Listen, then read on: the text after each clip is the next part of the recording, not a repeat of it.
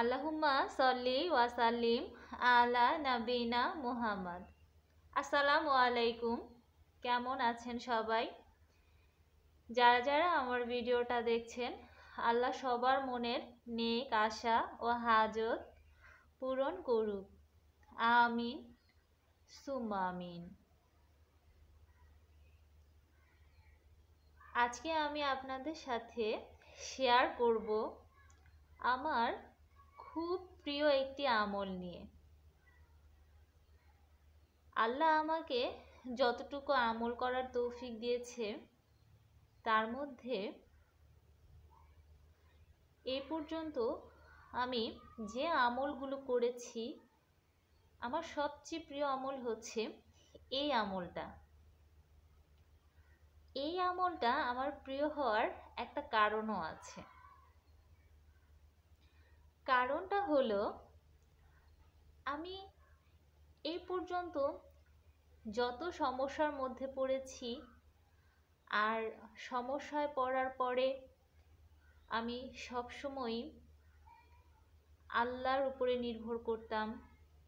আমি আমার আমল বাড়িয়ে দিতাম। আমি আমার সমস্যাগুলোর সমাধান আমলের মাধ্যমেই করার চেষ্টা করতাম। তো তখন আমি দেখেছি যে যেই আমলগুলোই আমি করেছি, সবচেয়ে বেশি দ্রুত কাজ হয় এই আমলটা করলে।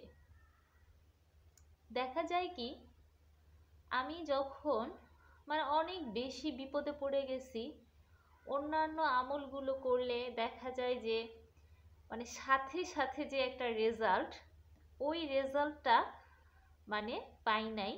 দেখা গেছে যে একটু সময় লেগেছে রেজাল্ট আসতে। কিন্তু এই আমলটা এমন একটা আমল, এই আমলটা করেই আমি যত সমস্যার সময় আমি এই আমলটা করেছি, আমি সাথে সাথেই খুব দ্রুত রেজাল্ট পেয়েছি। দেখা গেছে যে এমন একটা বিপদে পড়েছি, একদম চারপাশের সব রাস্তাগুলো বন্ধ হয়ে গেছে। আর উপায় অন্ত দেখছি না, এমন একটা সিচুয়েশন।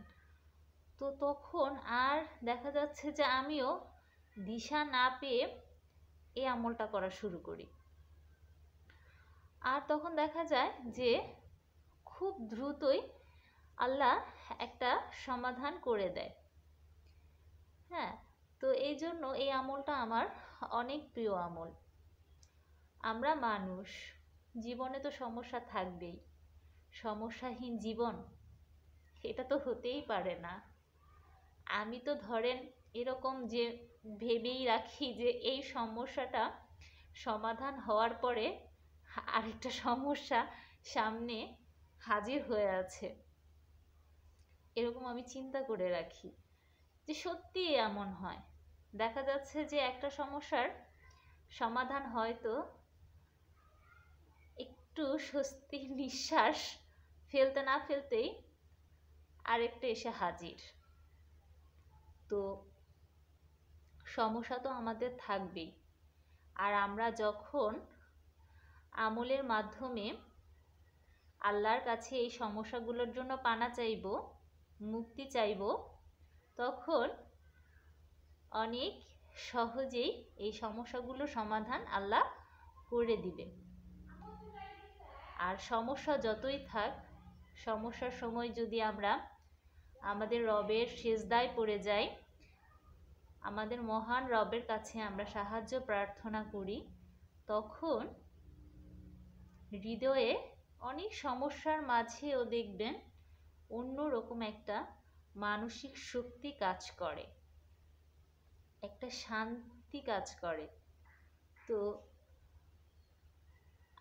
যে কোনো সমস্যাতেই দেখা যাচ্ছে যে এই আমলটা করলে, সেটা বড় সমস্যা হোক, ছোট সমস্যা হোক, যে কোনো সমস্যাতেই বা কঠিন কোনো সমস্যা হোক, যে কোনো সমস্যাতেই আপনারা মিলিয়ে দেখবেন আমার কথাটা, যে কোনো সমস্যাতেই এই আমলটা করলে দেখবেন খুব দ্রুত একটা রেজাল্ট আসে।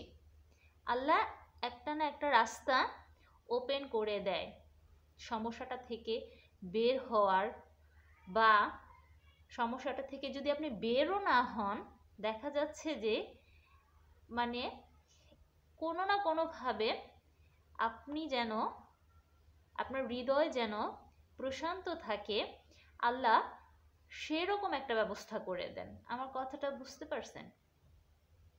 যদি এমনও হয় যে আপনি অনেক বড় একটা সমস্যার মধ্যে আছেন, তো দেখা যাচ্ছে যে আপনার সমস্যাটা থেকে আপনার সমস্যাটা সমাধান হলো না, কিন্তু দেখা যাচ্ছে যে আল্লাহ এমন একটা ব্যবস্থা করে দিবেন যে ওই সমস্যাটার মধ্যেও, হ্যাঁ, ওই বিপদের মধ্যেও আপনার হৃদয় প্রশান্ত থাকবে। হ্যাঁ, এটা আমাদের সবারই পরিচিত একটা আমল, সেটা হচ্ছে ইস্তেগফার। হ্যাঁ, আস্তাগফিরুল্লাহর আমল যেটা। কিন্তু এটা আজকে আমি আরেকটা কথা বলি, এটা খুবই গুরুত্বপূর্ণ। আমি না অনেকের মুখেই শুনেছি, অনেকেই বলে যে 5 ওয়াক্ত নামাজ পড়ছি, তাহাজ্জুদ পড়ছি, ইভেন ইস্তেগফার পাঠ করছি। সেদিনই আমি এক আপুর মুখে শুনলাম যে উনি বলল 2000 ইস্তেগফার পাঠ করছি আমি প্রতিদিন, তারপরও সুকুন মিলছে না, আমার সমস্যার সমাধান হচ্ছে না, শান্তি পাচ্ছি না। দেখেন, ইস্তেগফার পাঠ করার কিন্তু কিছু নিয়ম আছে। হ্যাঁ, তো যারা এই আমলটা অনেক বেশি করে তারা নিজেরা বুঝতে পারে, তারা নিজেরা বুঝতে পারে যে এই আমলটা কিভাবে করলে সুকুন আসবে, শান্তি আসবে, এটার কিন্তু নিয়ম আছে। অনেকেই আমরা বলি ইস্তেগফার তো পাঠ করছি, কই কিছু তো হচ্ছে না। দেখেন, আমি নিজেকে দিয়েও এটা বুঝেছি যে আপনি, হ্যাঁ, মুখ দিয়ে বলতেছেন আস্তাগফিরুল্লাহ আস্তাগফিরুল্লাহ আস্তাগফিরুল্লাহ, কিন্তু মুখ বলছে আস্তাগফিরুল্লাহ, কিন্তু মন কিন্তু পড়ে আছে অন্য জায়গায়, ভাবনাটা কিন্তু অন্য জায়গায়। এই যে আপনি আস্তাগফিরুল্লাহ বলছেন, এটার মানেটা কি, এটার মিনিংটা কি? মন কিন্তু এটা নিয়ে ভাবছে না। মুখ দিয়ে বলছেন আস্তাগফিরুল্লাহ, মন পড়ে আছে আরেক জায়গায়, মন ভাবছে আরেকটা। তো এভাবে করলে কিন্তু হবে না। মনোযোগ সহকারে নিবেদিতভাবে এই আস্তাগফিরুল্লাহটা পাঠ করতে হবে। নিবেদিতভাবে মনোযোগ সহকারে আস্তাগফিরুল্লাহটা পাঠ করতে হবে। আর এর আগেও আমি একটা ভিডিও বানিয়েছি এই আস্তাগফিরুল্লাহর আমলটা নিয়ে, যে এটা যে যাই বলুক, আমি আমার নিজের জীবন দিয়ে এটা প্রমাণ পেয়েছি। আপনি যদি মনোযোগ সহকারে নিবেদিতভাবে আস্তাগফিরুল্লাহ 10,000 বার পাঠ করেন, আপনি দেখবেন যে কিভাবে মিরাক্কেলগুলো আপনার চোখের সামনে ঘটে। আপনার চোখের সামনে মিরাক্কেলগুলো কিভাবে ঘটে। প্রতিদিন যদি আপনি মনোযোগ সহকারে 10,000 বার ইস্তেগফার পাঠ করেন, ইনশাআল্লাহ আল্লাহ আপনার হৃদয়ে শান্তি দিবে। আপনার যতই সমস্যা থাক, আপনার হৃদয়ে প্রশান্তির ব্যবস্থা আল্লাহ করে দিবে। সেটা যত বড়ই সমস্যা হোক না কেন, আপনার প্রশান্তির ব্যবস্থা, হৃদয়ের প্রশান্তির ব্যবস্থা আল্লাহ করে দিবে। এটা আমি আমার নিজেকে দিয়েই বুঝছি। কিন্তু মনোযোগ সহকারে আস্তাগফিরুল্লাহ পাঠ করতে হবে, মনোযোগ সহকারে। আর 10,000 বার পড়লে, আমি তো বললামই যে আমার এমনও হয়েছিল, আমি মনোযোগ সহকারে 10,000 ইস্তেগফার যখন আমি পাঠ করেছি, তখন আপনারা বিশ্বাস করবেন কি না জানি না, কিন্তু আমার নিজের জীবনে যা ঘটেছে আমি সেটাই বলছি, একটুও কমিয়েও বলছি না বা বাড়িয়েও বলছি না। আমি যেটা ঠিক, যেটা আমার জীবনে ঘটেছে আমি সেটাই বলছি।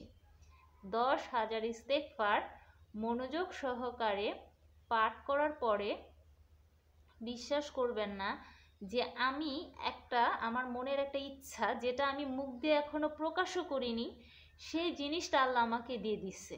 এমনও আমার সাথে ঘটেছে। তো ইনশাআল্লাহ আপনারা যারা এই যে আপুরা বলেছেন যে অনেক সময় দেখা যায় যে ইস্তেগফার তো পাঠ করি কিন্তু কই কোনো কিছু তো হচ্ছে না।